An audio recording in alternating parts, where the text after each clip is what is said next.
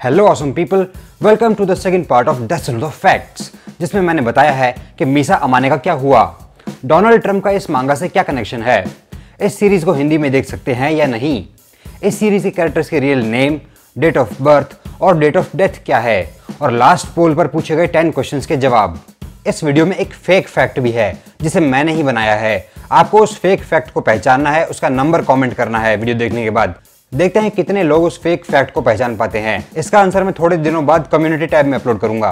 और हाँ, वैसे तो मैंने काफी फैक्ट्स पिछले वीडियो में कवर कर लिए थे और पूरी कोशिश की है कि कुछ फ्रेश फैक्ट्स आपके सामने लेकर आऊं जो बहुत कम लोगों को पता हो। तो भाई लोग, वीडियो पसंद आए तो लाइक, शेयर और सब्सक्राइब भी कर देना। इस वीडियो के बाद भी आपके मन में कुछ क्वेश्चंस हो तो वो भी कमेंट कर देना।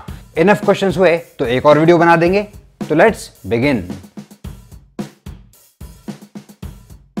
जैसे मोस्ट ऑफ द मांगा राइटर्स को पता होता है स्टार्टिंग से कि उनकी मांगा की एंड स्टोरी क्या होगी, सुगुमी ओहबा ने पहले ऐसा कुछ प्लान नहीं किया था कि उन्हें इस मांगा को कहां एंड करना है।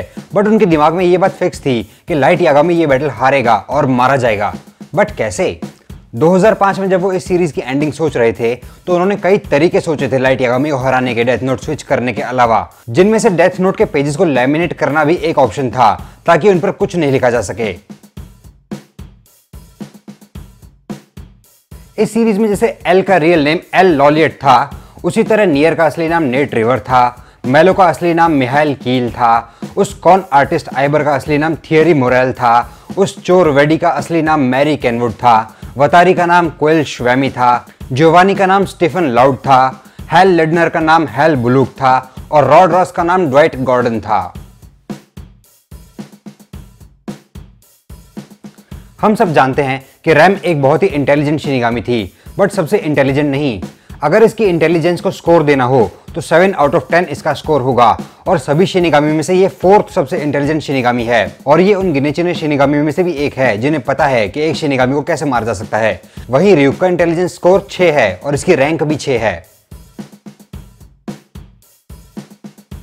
मेलो और नियर को एक साथ इंट्रोड्यूस करने के पीछे रीजन ये था कि एल अकेला लाइट को नहीं पकड़ पाएगा। ये बात सुगुमी ओहबा को पहले से पता थी और फिर अगर वो एल का नया सक्सेसर लेकर आते तो फिर वही सेम 1-on-1 बैटल हो जाता एल वर्सेस कीरा का। इसलिए वो दोनों प्रोडिजी चिल्ड्रन एक साथ इंट्रोड्यूस किए गए ताकि वो दोनों एक साथ एज अ टीम काम कर सकें और इसका रिजल्ट भी हमें ताकादा किडनैपिंग आर्क में देखने को मिला।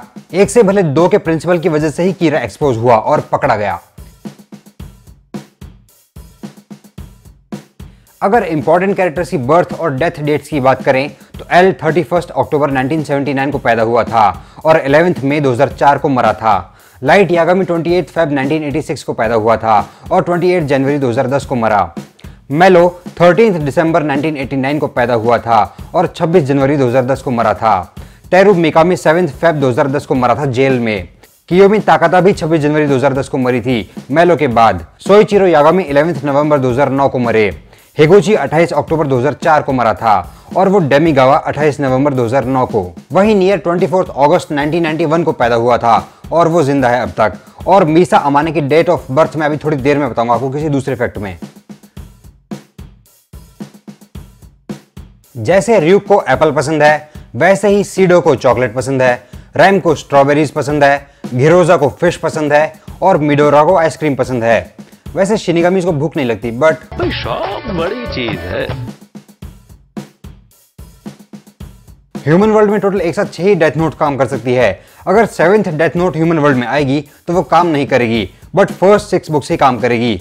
जैसे ही उन फर्स्ट 6 बुक्स में से एक बुक जल जाती है या डिस्ट्रॉय हो जाती है या शिनिगामी वर्ल्ड में वापस चली जाती है तो वो 7th book automatically 6th book बन जाएगी और काम करने लगेगी। सुगुमी ओहबा ने वो योत्सुबा ग्रुप आर्क सिर्फ इसलिए रखा था ताकि एल और लाइट दोनों एक साथ काम कर पाएं एक केस पर। वो एक तरह से फिलर्स थे ताकि इस स्टोरी का मूड मेन कीरा लाइट यागामी से शिफ्ट हो सके और दूसरी डाउटफुल ओपनिंग मिल सके। अगर मीसा अमाने की बात करें तो वो एंड में ट्रेन में बैठकर कहीं जाती हुई दिखती है और फिर वो किसी हाइट वाली जगह से कुछ देखती हुई दिखती है। सुगुमी ओहबा के अकॉर्डिंग लाइट की मौत के बाद मीसा डिप्रेशन में चली जाती है और वो सुसाइड कर लेती है और वो 14 फेब 2011 को मरी थी, वैलेंटाइंस डे के दिन। अगर आप सोचते हो कि शिनिगामी कोई काम नहीं करते तो आप गलत सोचते हो। शिनिगामी को 3 कंपलसरी काम करने होते हैं जो कि शिनिगामी रेल्म के रूल्स के अकॉर्डिंग है और इनका वायलेशन पनिशेबल ऑफेंस है। जैसे ह्यूमन टारगेट्स फाइंड करना उनकी ड्यूटी है जिसका नाम वो अपनी नोटबुक में लिखकर उसकी जान ले सकें। सेकंड काम है ह्यूमन वर्ल्ड में जिसने वो डेथ नोट उठाई है 24/7 उसके साथ रहना, जो कि एक बहुत ही बोरिंग काम है। थर्ड जॉब उनकी है किसी भी हालत में डेथ नोट को प्रोटेक्ट करना और अगर डेथ नोट खो जाए तो तुरंत उसकी जानकारी शिनिगामी किंग को देना। लाइट यागामी से पहले वो बुक टारो कागामी ने उठाई थी जो कि 13 साल का बच्चा था। जो लोग उसे स्कूल में बुली करते थे उसने उनका नाम लिखा था डेथ नोट में, जिस वजह से वो लड़का डिप्रेशन में आ गया था।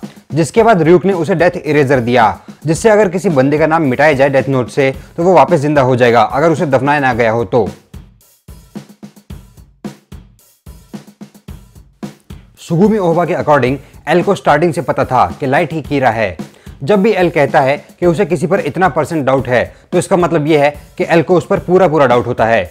जब एल कहता है कि उसे 5% डाउट है लाइट ही कीरा है तो उसका डाउट अबव 90% था। उस टाइम लाइट ने कोई गलती नहीं की थी जिस वजह से एल कोई सबूत नहीं पकड़ पाया लाइट के खिलाफ। और लॉ का सबसे इंपॉर्टेंट रूल ये है कि जब तक आप किसी एक्ट को एविडेंस के थ्रू प्रूव नहीं कर देते तब तक वो एक्ट क्राइम नहीं है, जिसे प्रिजम्पशन ऑफ इनोसेंस कहते हैं अंटिल प्रूवन गिल्टी। ऐसे ही नियर भी सिर्फ अजम्पशंस पे ही काम कर रहा था कि लाइट कोई गलती करे और वो उसे पकड़ ले, और वो गलती लाइट ने नहीं बल्कि तेरुमिका ने कर दी, उसका नाम लेकर उसको गॉड बोलकर सबके सामने।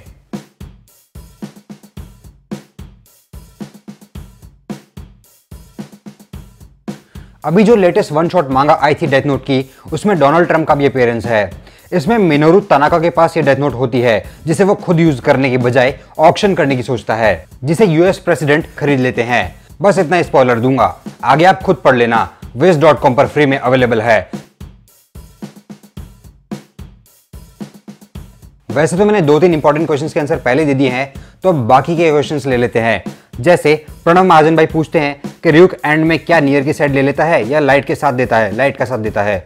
ब्रो वैसे र्यूक किसी की साइड नहीं था, उसे कोई कंपैशन नहीं था किसी के लिए, वो बस टाइम पास करने के लिए मुर्गे ढूंढता था। जो उस बुक को टच करता र्यूक उसके साथ ही हो लेता, क्योंकि ये रूल था डेथ नोट का कि एक शिनिगामी उस ह्यूमन को पोसेस करेगा जिसके पास उस टाइम उस बुक की ओनरशिप होगी। र्यूक सिर्फ टाइम पास का साथ देता था। तो जब उसे लगा कि अब लाइट यागामी की पोल खुल गई है, अब वो जेल जाएगा, तो उसकी लाइफ काफी बोरिंग सी हो जाएगी, इसलिए उसने उसका नाम लिख के उसको मार दिया। सौरभ पांचाल पूछते हैं कि डेथ नोट हिंदी में आएगी या नहीं। तो भाई डेथ नोट हिंदी का तो अभी कोई पता नहीं है, नेटफ्लिक्स ही कुछ कर सकता है फिलहाल तो, बट एक यूट्यूबर है इंट्रो नर्ड के नाम से, वो हिंदी में ट्रांसलेट करके अपलोड करता है फुल एपिसोड्स, तो आप उस चैनल को जाके देख सकते हो, समझ सकते हो पूरी स्टोरी क्या है इसकी। विराज भाई पूछते हैं कि दुनिया का और लाइट की फैमिली का क्या हुआ लाइट की डेथ के बाद। तो भाई लाइट की मॉम और सिस्टर अभी भी जिंदा है और अपनी नॉर्मल लाइफ जी रही है। हालांकि जब लास्ट टाइम सायू को दिखाया गया था तो वो ट्रॉमा में थी, बट वो अभी भी जिंदा है। और वर्ल्ड की बात करें तो आई थिंक सब कुछ पहले जैसा हो गया है, क्योंकि ऐसा कुछ बताया नहीं गया है कि इस वर्ल्ड को क्या हुआ है, बट दुनिया चलती रहती है यार, लोग आते हैं लोग जाते हैं, बट दुनिया चलती रहती है।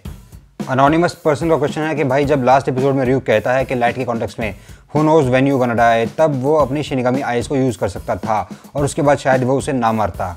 तो एक्चुअली यार ये मेरी ऑब्जर्वेशन है कि हो सकता है कि लाइट की उम्र लंबी हो और वो जल्दी ना मरता हो, और एक शिनिगामी को वापस शिनिगामी रेल्म में जाने के लिए उस बंदे को मारना होता था, उस बंदे का नाम लिख करके जिसके पास सबसे पहले वो नोटबुक थी, यानी जिसने सबसे पहले वो नोटबुक उठाई थी।